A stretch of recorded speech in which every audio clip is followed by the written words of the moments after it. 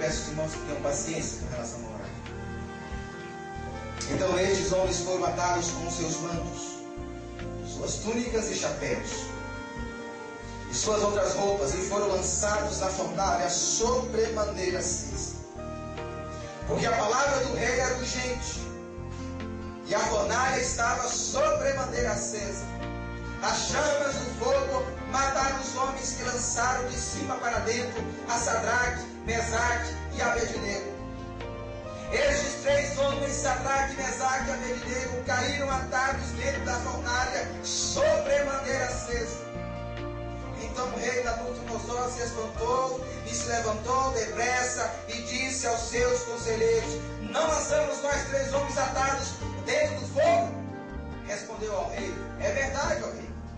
Tornou ele e disse: eu porém vejo 4 homens soltos que andam passeando dentro do fogo sem nenhum dano, e o aspecto do quarto é semelhante ao filho dos deuses. Então se chegou Nabucodonosor à porta da fornalha sobremaneira acesa, falou e disse: Sadraque, Mesaque e Abednego, servos do Deus Altíssimo, saí e vinde. Então Sadraque, Mesaque e Abednego saíram do meio do fogo. Ajuntaram-se os sátrapas, os prefeitos, os governadores e conselheiros do rei, e viram que o fogo não teve poder algum sobre os corpos destes homens, nem foram chamuscados os cabelos da sua cabeça, nem os seus mantos se mudaram, nem cheiro de fogo passara sobre eles. Falou Nabucodonosor e disse: bendito é o Deus de Sadraque, Mesaque e Abednego. Sabe qual é o terceiro princípio que eu entendo aqui, irmãos? É que a nossa fidelidade a Deus transforma as fornalhas da vida em passarelas de triunfo. O rei Nabucodonosor se indignou diante daquela resposta atrevida daqueles 3 homens. E ele chamou os seus soldados mais fortes, mais altos, mais valentes, e mandou que eles amarrassem, atassem aqueles 3 homens com as suas próprias roupas, que a fornalha fosse acesa, esquentada 7 vezes mais, e mandou lançá-los dentro daquela fornalha. Quando os soldados chegaram perto, foram fulminados. Deixa eu te falar uma coisa aqui. É um outro segredo. Durante a nossa pequena passagem aqui na terra, nós somos constantemente lançados nas fornalhas da vida. Somos constantemente lançados. Você vai fazer um exame de rotina e descobre que contraiu uma doença humanamente incurável. Isso é ser lançado na fornalha. Você, com muito suor, dedicação, entra no mercado de trabalho. E de repente uma mudança de governo, uma crise econômica, e você é colocado no olho da rua e vê seu sonho profissional se desfazer diante dos seus olhos. Isso é ser lançado.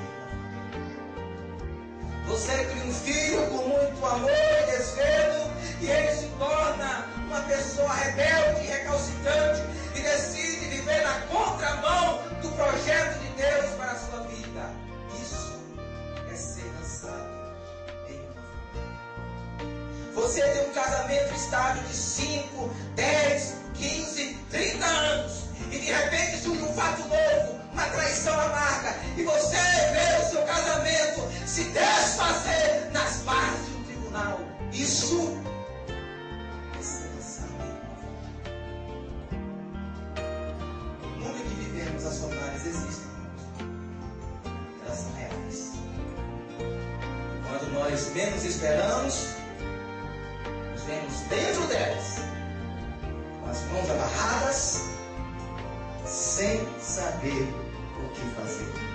Então, nós repetimos as mesmas palavras que o salmista Davi disse certa feita: Até quando, Senhor? Esquecer-te-ás de mim para sempre? Até quando ocultarás de mim o rosto? Até quando estarei eu relutando dentro de minha alma, com o coração aflito todo dia? Até quando, Senhor? E sabe o que acontece, irmãos? Nós começamos a pensar que Deus perdeu o controle das nossas vidas. Que as rédeas da nossa história escorregaram das mãos de Deus. Que Deus largou o leme da nossa existência. Mas eu quero te contar um outro segredo nessa noite. Quando você estiver para ser lançado em uma fornalha, Deus sabe quem é você, aonde você está e o que Ele vai fazer. Eu gostaria que você lesse comigo os versículos 24 e 25, por gentileza, porque esses versículos são maravilhosos também. Então o rei Nabucodonosor se espantou e se levantou depressa e disse aos seus conselheiros: não lançamos nós 3 homens atados dentro do fogo? Responderam ao rei: é verdade, ó rei.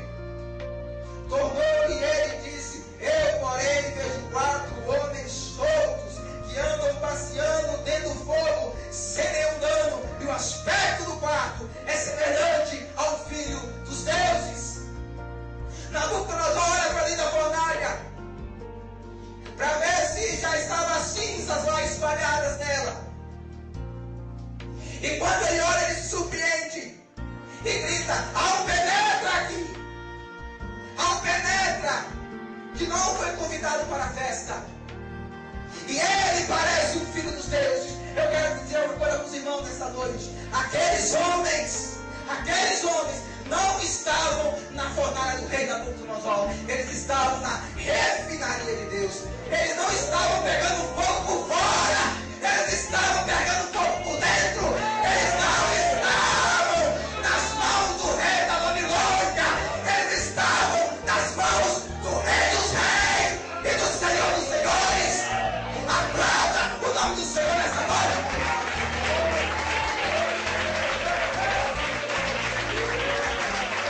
Aplauda e glorifique esse Deus maravilhoso.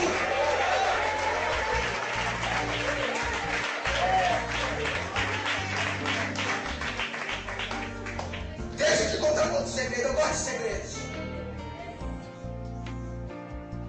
Quando nós estamos para ser lançados das fornalhas, dentro das fornalhas, não significa que Deus perdeu o controle das nossas vidas. Significa sim que Deus está conosco, independentemente das fornalhas, dos problemas, das adversidades, das agruras, dos infortúnios, dos reveses da vida. Deus está dizendo para nós nesta noite: quando passares pelas águas, eu estarei contigo. Quando passares pelos rios, eles não te farão submergir. E quando pelo fogo, não te queimarás, nem chama haverá em ti, diz o Senhor dos senhores, o Rei dos reis, aquele que era, aquele que é e aquele que há de vir. Aleluias! Oh, Deus bendito e poderoso!